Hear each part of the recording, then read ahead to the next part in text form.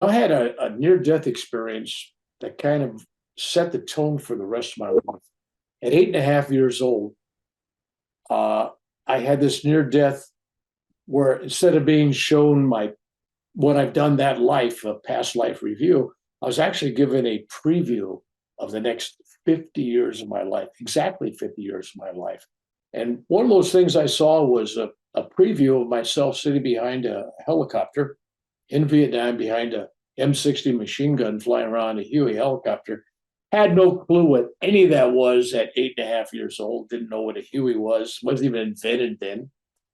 And when I got to Vietnam, I knew intuitively, and I tell people this airplane is going to crash. This helicopter is going down. These guys are going to get killed. This person's going to get wounded. And try as I may to change the events in other people's destiny in their life, I found that very difficult to do.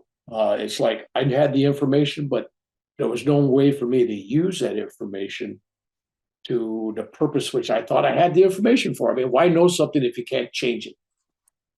Now, there was an incident. I'm going to tell this story as it happened. It's a very emotional story. I'm going to try to tell it not emotional because I have difficulty with that. So I kind of tell it, I kind of undertell it so people listening to this realize that at the time of the event, it was much more emotional. But I was on a mission flying around a helicopter. I was a crew chief door gunner, and we got a call for help from the 1st Infantry Division. They were along the Cambodian border, not too far, and they were being overrun.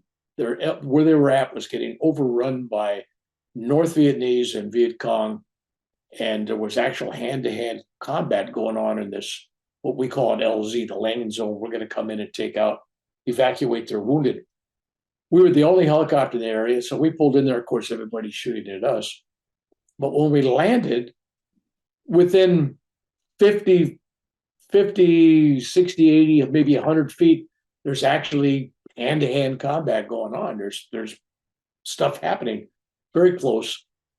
And so I jump off the helicopter and I'm running because I see a medic trying to carry these wounded guys to the helicopter. And I go out there and I put a guy on my shoulder and I'm running to the helicopter. As I'm running to the helicopter, I feel this, this pounding on my back.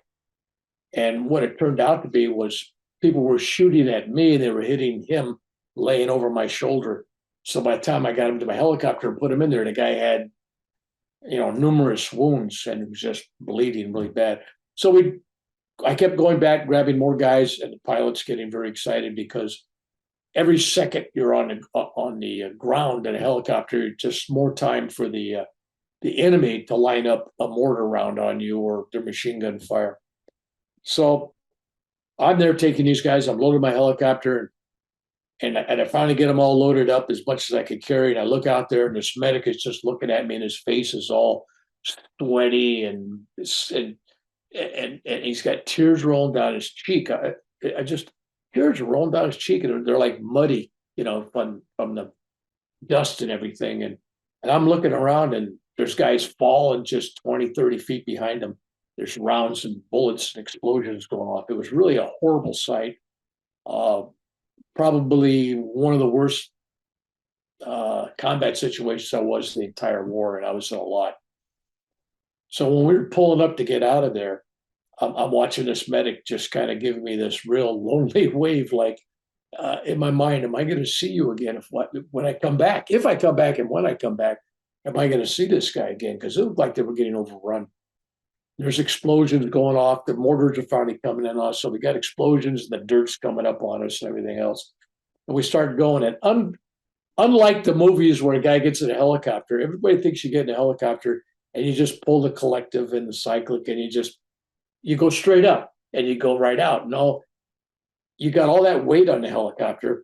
You need what they call transitional lift. You need a runway. You need an open space to get forward speed going so you can actually get lift to get up over the trees.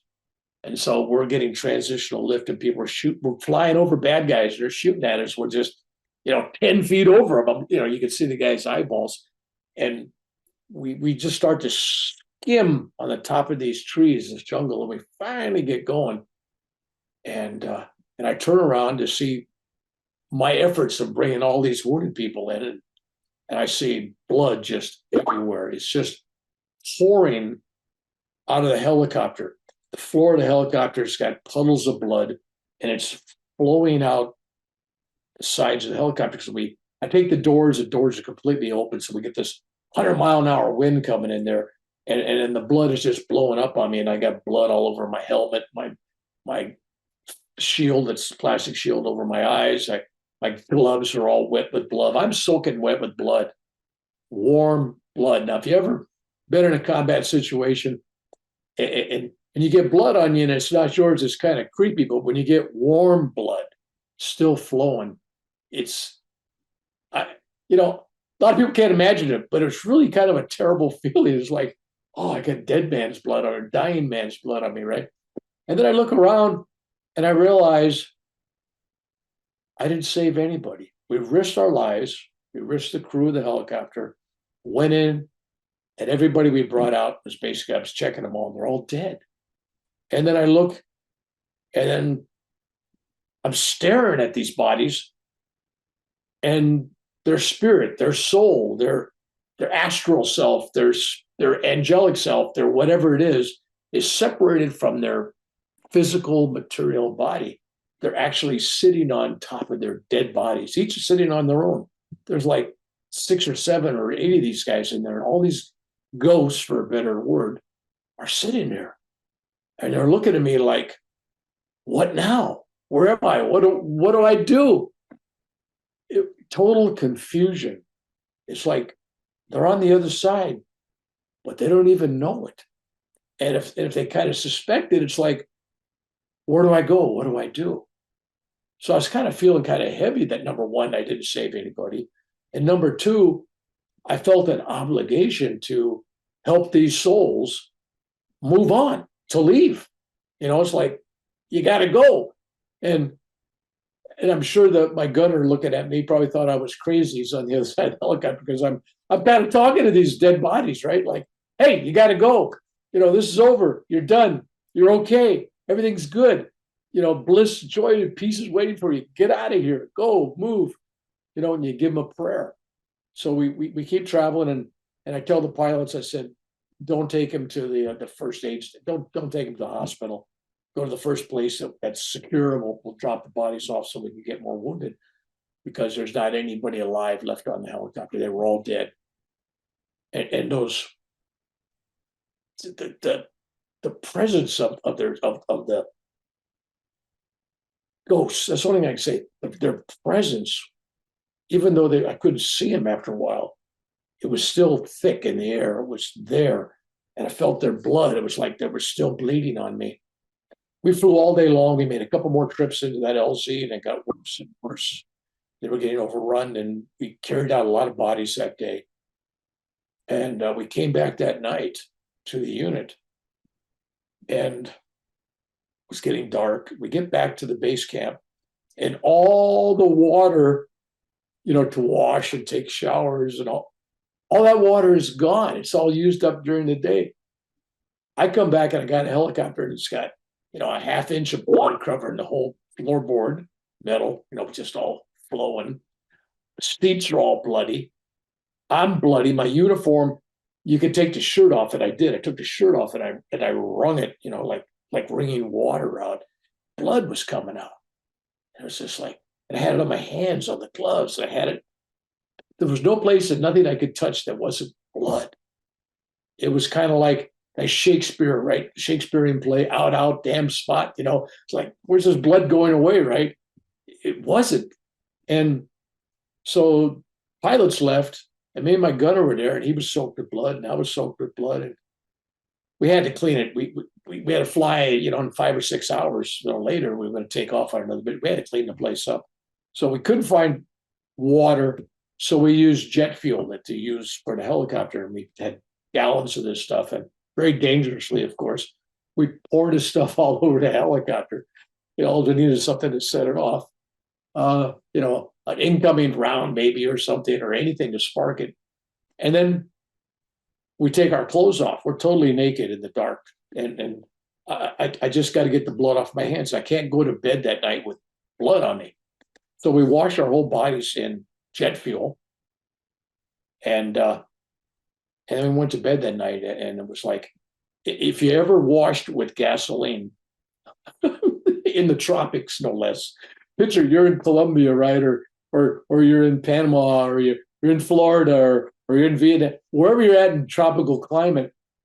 The next day, when it's 95 or 90 degrees and humidity is about the same, you're breaking out a rash all over your body. And I washed every part of my body. It was like, oh, I got rashes everywhere from this terrible, because it flamed up the next day with like red. But I wanted that blood off. There was something about that blood, and then seeing the ghosts and seeing these guys die, something I'll never forget. And I prayed for them that night. When I got back to helicopters, I prayed for their souls. Once in a while I remember the story, or I'll tell it on occasion, not too often. I'll tell it once in a while, and it comes up, and then when I'm done telling, when the camera's off or when I'm off stage or someplace, I give them another prayer, because they left this world with no clue, just totally immediately separated, and they didn't have that transitional time that you get, in the hospital, where you'd say goodbye to everybody, or you're dying. It was like boom, they're gone. And that experience happened in 1967 in springtime. I was with the 128th Assault Helicopter Company out of Hue, South Vietnam. Story that stays with me to this day. It's a memory I can't forget.